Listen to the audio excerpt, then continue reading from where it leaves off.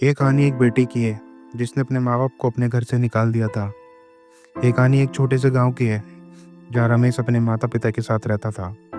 उसके पिता श्री राम एक ईमानदार आदमी थे जिन्होंने अपनी पूरी जिंदगी मेहनत करके अपने बेटे को पढ़ाया लिखाया, एक अच्छी नौकरी तक पहुंचाया। माँ गायत्री देवी हमेशा अपने बेटे की हर जरूरत को बिना किसी शिकायत के पूरा करती थी। समय बीतता रहा और रमेश बड़ा हुआ, शहर गया और वहाँ एक बड़ी कंपनी में नौकरी लग गई।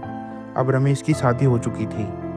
रमेश गांव गया, वहां से अपने माँ बाप को साथ शहर ले आया। लेकिन अब रमेश बहुत बदल चुका था। शुरुआत में सब कुछ ठीक चल रहा था, लेकिन धीरे धीरे उसकी पत्नी को सास ससुर की मौजूदगी खटकने लगी। वह रोज रोज ताने देने लगी, आपके माँ बाप की वजह से इस घर में कोई प्राइवेसी नहीं है, मुझे अब ये सहन नहीं होता। रमेश पर पत्नी का असर होने लगा। वह अब अपने माँ बाप से चिढ़ने लगा, उनकी बातों को अनसुना करने लगा।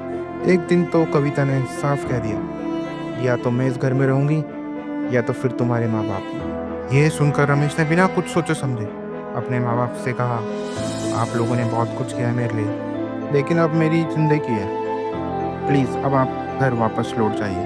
श्री राम और गायत्री देवी के लिए सुनना कोई श्राप से कम नहीं था। जिस बेटे को उन्होंने अपने खून पसीने से पढ़ाया लिखाया, आज उसी बेटे ने उनको अपने घर से निकाल दिया। आंसू भरी आंखों से उन्होंने अपनी बेटी की तरफ देखा, पर अब रमेश बहुत बदल चुका था। माँ बाप चुपचाप गांव लौट आए, जीवन के बचे हुए एक अकेलेपन और दुख में काटने लगे। समय कभी एक जैसा नहीं रहता। कुछ सालों बाद रमेश की जिंदगी में मुसीबत आने लगी। नौकरी छूट गई, पत्नी ने तलाक दे दिया।